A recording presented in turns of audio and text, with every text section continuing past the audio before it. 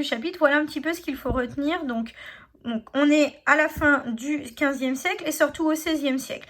Alors, on a vu à la fois que c'était une pensée intellectuelle qui était révolutionnée par des grands personnages comme Erasme, Léonard de Vinci, Raphaël, Michel-Ange, Galilée, Copernic. Galilée et Copernic, dont vous avez à nouveau les portraits ici.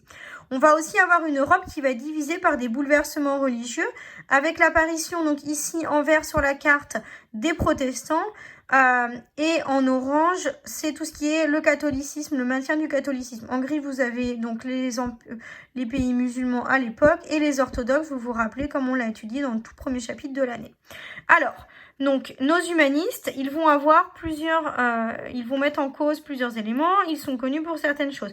Donc, le rejet du Moyen-Âge, car perçu comme une période barbare, l'admiration pour l'Antiquité, traduction des œuvres des écrivains et des savants antiques. On place, vous l'avez vu, vous vous rappelez, donc l'homme et l'être humain au centre de toutes les préoccupations. On a un accès plus important à la connaissance et on approfondit, on reprend les savoirs antiques. Les artistes ajoutent des scènes inspirées des œuvres gréco-romaines dans leurs œuvres et non plus que des thèmes chrétiens, que des thèmes religieux. On multiplie les portraits. On a une nouvelle interprétation de la Bible. L'être humain donc on veut faire de l'être humain un homme meilleur grâce à l'éducation. On diffuse les idées humanistes grâce à l'invention de l'imprimerie beaucoup plus facilement. Et on a de nombreux voyages qui sont organisés par les humanistes pour aller à la rencontre des princes dans leur cour. Ça, c'est pour humanisme. Ensuite, concernant donc les réformes, on a vu que la réforme pour le protestantisme, c'est Martin Luther et Jean Calvin. Notamment la dénonciation de la vente des indulgences par le pape catholique, donc l'achat, c'est-à-dire l'achat de son salut moyennant finance. Être protestant, c'est donc lire la Bible dans une version traduite et donc beaucoup plus accessible.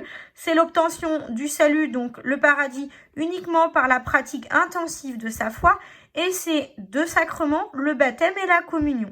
Ce qui va entraîner des guerres de religion entre catholiques et protestants. En Allemagne, qui va se conclure par la paix d'Augsbourg, on l'a vu avec Charles Quint. Et en France, qui va se stopper avec l'édit de Nantes. On va aussi accorder une certaine place à la pratique du protestantisme, mais surtout avec l'événement du massacre de la Saint-Barthélemy. Et donc, pour contrer cette avancée majeure du protestantisme, on a vu que l'Église catholique va réunir le Concile de Trente pour pouvoir essayer de mettre en place une réforme. Et on a vu que cette réforme, finalement, à part réaffirmer les grands principes de la foi catholique et de modifier quelque peu l'organisation du clergé, il n'y a pas de grande réforme, de grande transformation donc concernant la foi catholique. Donc voilà pour ce chapitre sur humanisme, réforme et conflits religieux entre le 15e et le